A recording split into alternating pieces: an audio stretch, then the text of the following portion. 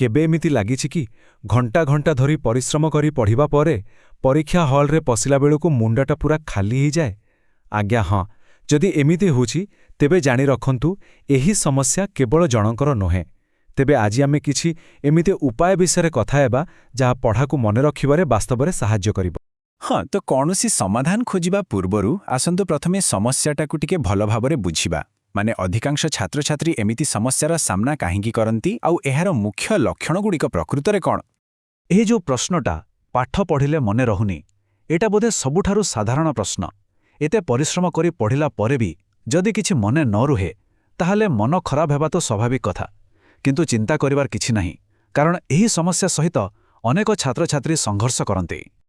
ଆଉ ଏହି ଉତ୍ସ ଅନୁସାରେ ଏ ସମସ୍ୟା ଏତେ ବି ସାଧାରଣ ଯେ ପ୍ରାୟ 95%, ହଁ ଆଜ୍ଞା 95% ଛାତ୍ରଛାତ୍ରୀ ଏହାକୁ ଅନୁଭବ କରନ୍ତି।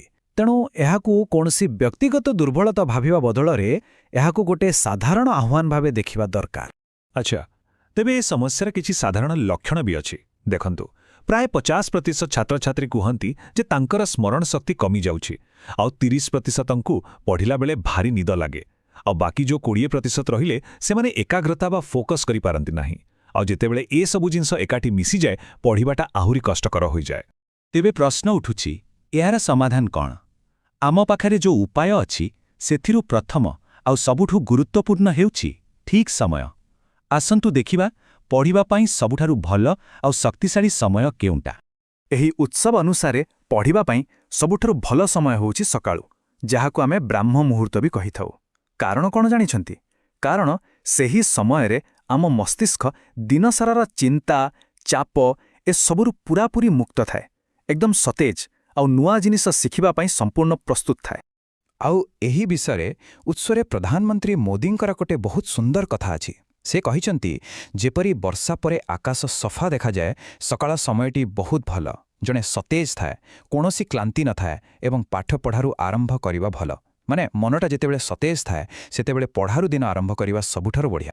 ଆଉ ଜାଣିଛନ୍ତି, ଏଇଟା କିଛି ନୂଆ କଥା ନୁହେଁ। ଆମର ପ୍ରାଚୀନ ଶାସ୍ତ୍ରଠାରୁ ଆରମ୍ଭ କରି ଆୟୁର୍ବେଦ ପର୍ଯ୍ୟନ୍ତ ସବୁଠି ସକାଳୁ ଉଠି ପାଠ ପଢ଼ିବାର ମହତ୍ତ୍ୱ ବିଷୟରେ କୁହାଯାଇଛି।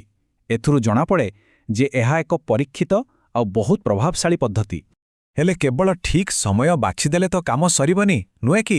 ପଢ଼ିବାର ତରିକା ବା ଟେକ୍ନିକ୍ ମଧ୍ୟ ଠିକ୍ ହେବା ଦରକାର। ତେବେ ଆସନ୍ତୁ ଏବେ ଏମିତି ଗୋଟେ କୌଶଳ ବିଷୟରେ ଜାଣିବା ଯାହା ପଢ଼ିବା ଶୈଳୀରେ ଗୋଟେ ବଡ଼ ପରିବର୍ତ୍ତନ ଆଣିପାରେ। ଦେଖନ୍ତୁ, ଏହି ଉତ୍ସରେ ଗୋଟେ ବହୁତ ଜରୁରୀ କଥା କୁହାଯାଇଛି। ଆମ ମସ୍ତିଷ୍କକୁ ବି ବିଶ୍ରାମ ଦରକାର। ଏହାକୁ ଗୋଟେ ମାଂସପେଶୀ ବା ମସଲ ଭଳି ଭାବନ୍ତୁ। ଯେମିତି ବ୍ୟାୟାମ ପରେ ଶରୀରକୁ ରେଷ୍ଟ ଦରକାର, ଠିକ୍ ସେମିତି ଲଗାତାର ପଢ଼ିବା ପରେ ମସ୍ତିଷ୍କକୁ ବି ଟିକେ ବିଶ୍ରାମ ଦରକାର।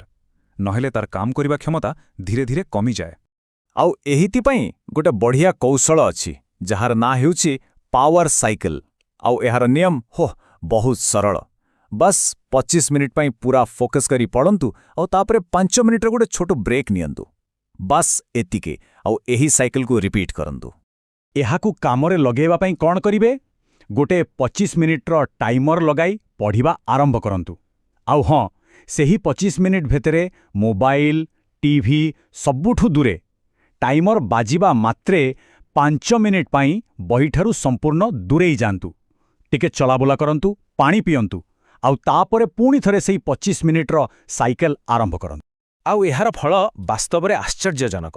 ଦେଖନ୍ତୁ, ଗୋଟେ ପଟେ ଯଦି ଲଗାତାର ଘଣ୍ଟା ଘଣ୍ଟା ପଢ଼ାଯାଏ ତାହେଲେ କେବଳ କ୍ଲାନ୍ତି ହିଁ ଲାଗେ ଆଉ ପଢ଼ା ବିଶେଷ ମନେ ରୁହେନି।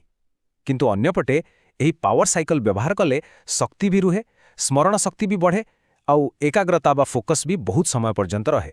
ତେବେ ଆମେ ଠିକ୍ ସମୟ ବିଷୟରେ ଜାଣିଲେ, ଠିକ୍ ଟେକ୍ନିକ୍ ବିଷୟରେ ବି ଜାଣିଲେ, କିନ୍ତୁ ଏସବୁ ସହିତ ଆଉ ଗୋଟେ ଜିନିଷ ଅଛି ଯାହା ସବୁଠାରୁ ବେଶୀ ଜରୁରୀ, ଆଉ ତାହା ହେଉଛି ଆମର ମାନସିକତା, ଆମର ମାଇଣ୍ଡସେଟ୍।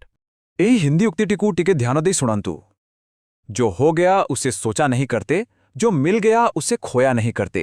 सफलता उन्हीं को मिलती है जो वक्त और हालात पर रोया नहीं करते। एहार अर्थ बहुत गभीर। सीधा कथा हेउछि, जहाँ हेगला से विषय भवे लाभ नहीं बा परिस्थिति को दोष देई कांदिले किछि हेबोनी। सफलता केवल सेमनकु मिले जो माने बाहाना न करी काम करती। तेणु ए सबुर मूल मंत्र होउछि बस आरंभ करिबा। काली करिबि बोली अपेक्षा करंतु नाही। जदि किछि परिवर्तन करिवार अछि तेबे एहा ही सबुठु ठीक समय। आजिठारु एही मुहूर्तरु ही आरंभ करिबाकु पड़िबो। ତେବେ ଏତେ ସବୁ ଜାଣିବା ପରେ ପ୍ରଶ୍ନ ଏଇଆ, ଆଗାମୀ 25 ମିନିଟ୍କୁ କିପରି ବ୍ୟବହାର କରାଯିବ? ଗୋଟେ କଥା ମନେ ରଖିବା ଦରକାର, ପ୍ରତ୍ୟେକ ବଡ଼ ସଫଳତାର ଆରମ୍ଭ ଗୋଟେ ଛୋଟ ପଦକ୍ଷେପରେ ହିଁ ହୋଇଥାଏ। ସେହି ଛୋଟ ପଦକ୍ଷେପ ଆଜିଠାରୁ ହିଁ ଆରମ୍ଭ ହେଉ।